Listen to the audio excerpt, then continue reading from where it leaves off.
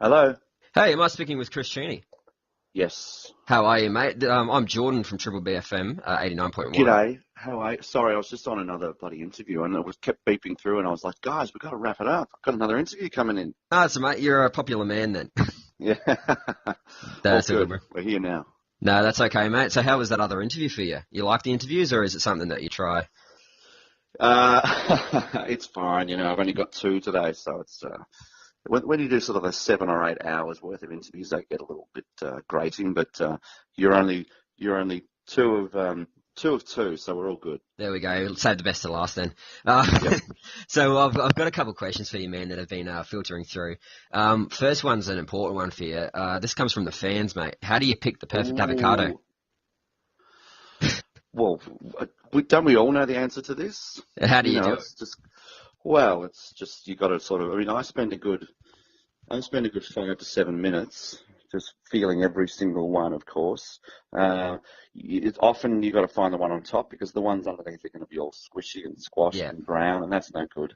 But there's nothing worse though than if you find one and you bring it home and you go to cut into it and it's not ready, and then I mean, there's just no breakfast then. So it's quite a Then you blame the person at the counter that served it, that sold it to you. So they, well, that's right. yeah, That's right. correct. No, But we yes, love a bit of joke. I went on quite a rant the other night, I think, about all that. But anyway, No, that's that's the way okay, it mate. goes. Oh, good. We love it. I do have a couple of questions from a mate that I work with, actually. He's a pretty big fan of you guys who loves it, and he knows all about your songs. He's got this question here. It says, you seem to be very proficient in second solutions, but I would like to know, what is your third solution? Give up. Yeah, give up. There we go, Throw mate. the towel in. I love it, mate. All good. Move. Couple more for you there from the fans, and then I've got some in regards to what I focus on in my show. For the unfortunate person in one said to the other, have they ever been able to move on and find happiness after 15 years? Oh my goodness. These are the most odd questions ever.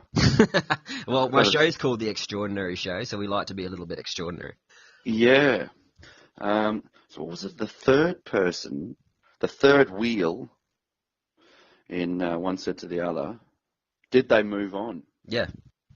I assume so.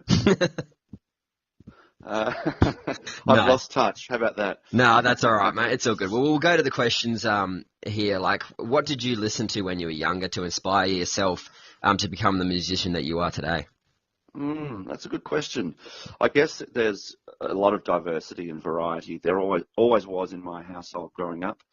I mean, the kind of records my mum and dad were into were like Rod Stewart, Queen, the Beatles.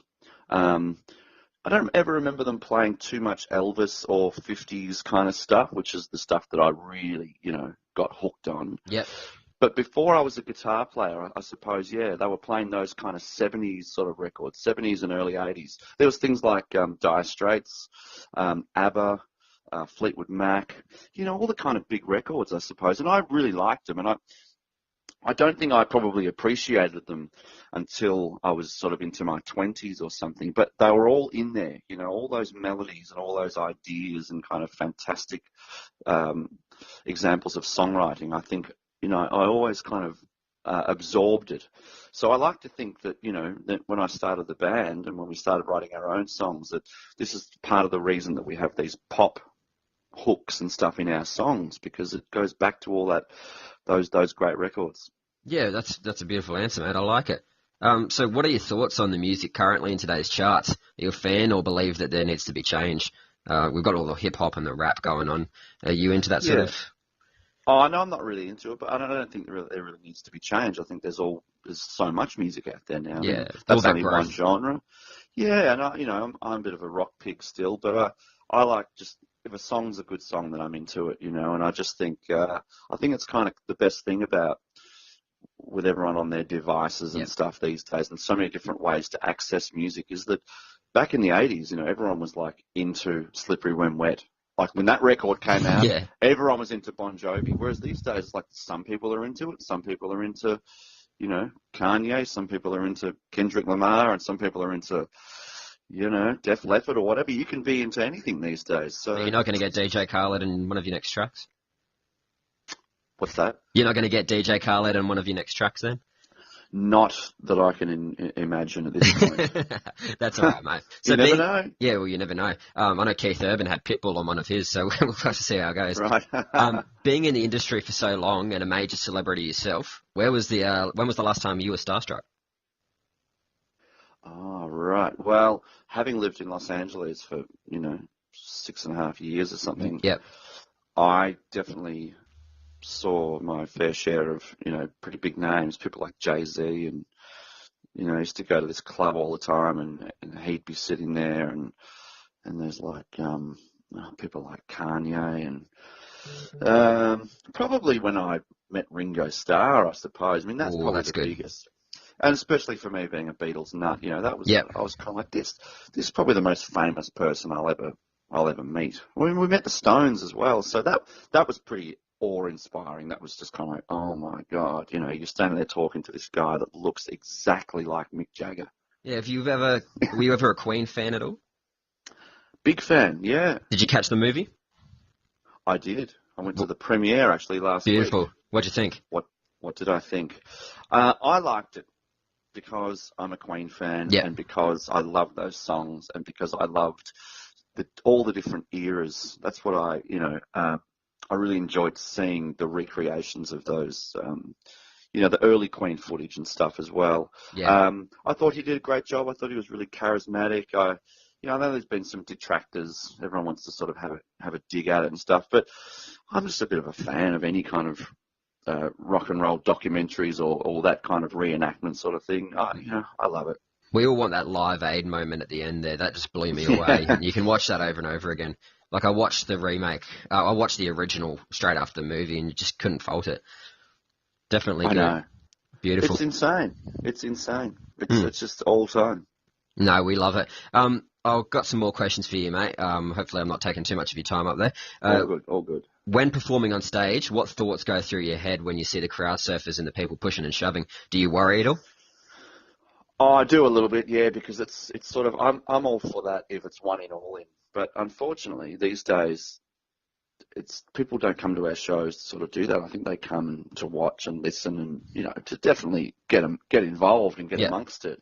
But when I see someone get up on stage and they kind of, because they do it really awkwardly these days, they run to the middle and they just dive in knees first. In the front row, don't want to catch them. No idea. No, that's the thing. Like back in the 90s, it was kind of like, it was insane. You'd have like 50 people per show, and it would be like this kind of like cycle of people jumping in, getting out, jumping back in, and everyone was having a go.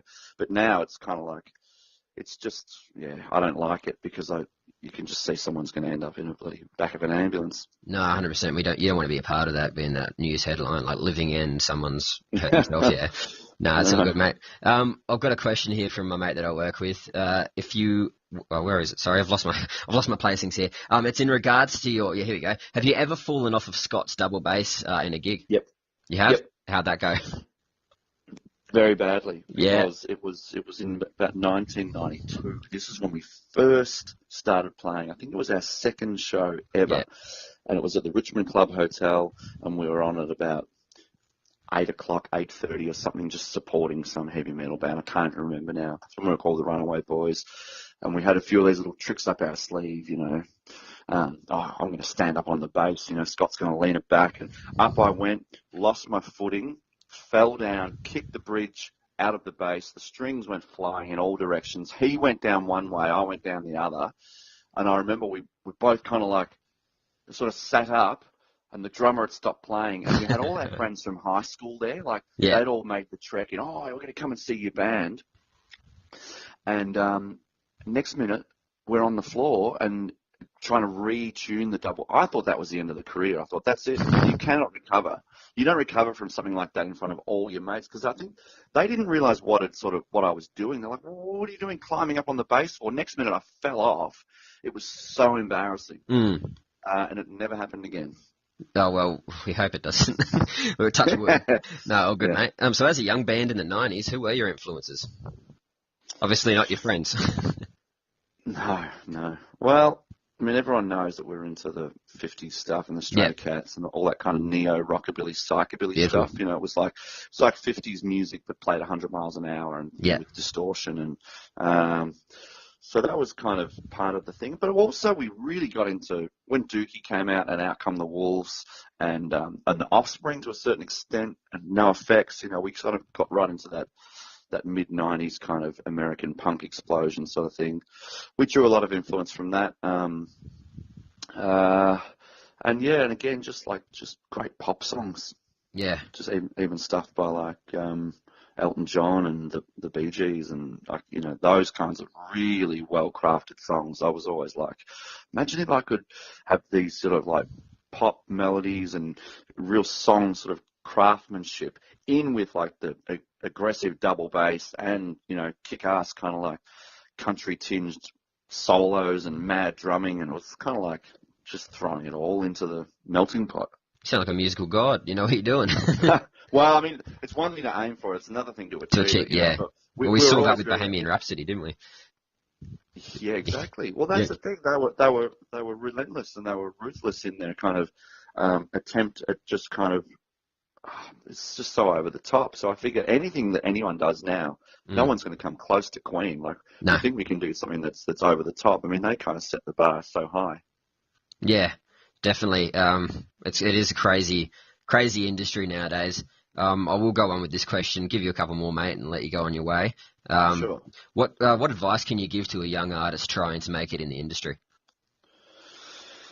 Well, I would say now more than ever, touching on that conversation in particular, you've got to shock people and you've Yeah, got to like inspire them. And how do you do that? With a good song, for sure. But it can't just be a good song now. It has to be an exceptional song. And it has to have something that's going to prick people's ears up. Or else there's just so much music coming out every single day that you're going to get lost in the crowd. So I think you've got to be true to yourself. You have to push the boundaries. You have to be um, willing to kind of go the extra mile and kind of, you know, you got to be kind of across social media and stuff as well. yeah, definitely. That's a tool that you need now. You can't just write a great song in your bedroom and think that the world's going to stand up and notice it. Yeah, no, that's good advice, mate. I like that. I've got a couple of mates myself that are musicians, and they're definitely finding it hard. But with people such as yourself to look back on, and what you've achieved in your career is really good. Will we ever get that solo Chris Cheney album, or is it just going to? We will if the Living End just stops doing so. I mean, I was looking at putting it out right before this album, but then we got signed to BMG and we were Yeah, kind of like, all right, there's a really good opportunity here to make a record and to go to Germany. So that just meant sort of putting the solo album on the back burner. I'm in no rush to put it out. It's no, not going anywhere. It's a different kind of record to what the Living End is. So when the time is right and we have, you know, I mean, this record's been a huge success for us, and so we're kind of just going to keep rolling with that. We've got some overseas stuff coming up next year, and are you lots ever of going to head to Britain at all? I've had some questions asked in regards to that. yeah. There's a few things in place now. I think we're going back to Europe in June, July. So we're Beautiful. definitely going to try and put a UK date in again because we really miss it. It's just such a. Well, the last thing we did there was the Hyde Park gig with Green Day, but we want to do our own shows there as Yeah, well. and I think you have the following for that, which is good. Mm. All right, mate. One last question for you. In your final gig before you retire, what can you see being the last song that the band plays? Well, you could say Prisoner of Society would be the most obvious one, but Yeah, I don't know, maybe something like Till the End, or God, you know, maybe you come full circle at that point and you play something like So Lonely or something that we wrote when yeah, we were like 14 years old, you know. Yeah, you bookend it with that. yeah. Who knows? Or maybe we just, you know, play a Jebediah cover or something. Sounds good, mate. Well, I Yeah, thank you very much for talking to me and having a chat. Can I ask no one worries. favour of you before you leave us? We do like to give our Sure. show, our station a bit of promo. Can I get a you're listening to Triple B FM? Well, I'm Chris Cheney. You're listening to Triple B Yep, FM. you got it. Go for it. Hey, this is Chris Cheney from The Living End, Melbourne, Australia, and you're listening to oh shit, what was it? Triple Triple B B? FM. Yeah, that's all good. I was going to say BFM. I thought no, it's triple. Sorry No, about it's that, mate. not triple. It's all right. Hey, this is Chris Cheney from The Living End here, and you are listening to Triple B FM. Don't touch that dial. Beautiful, mate. We love it. Thank you for sticking around. All right. And No worries, thank you man. for chatting to me on The Extraordinary Show. Welcome. Enjoy your show on the weekend.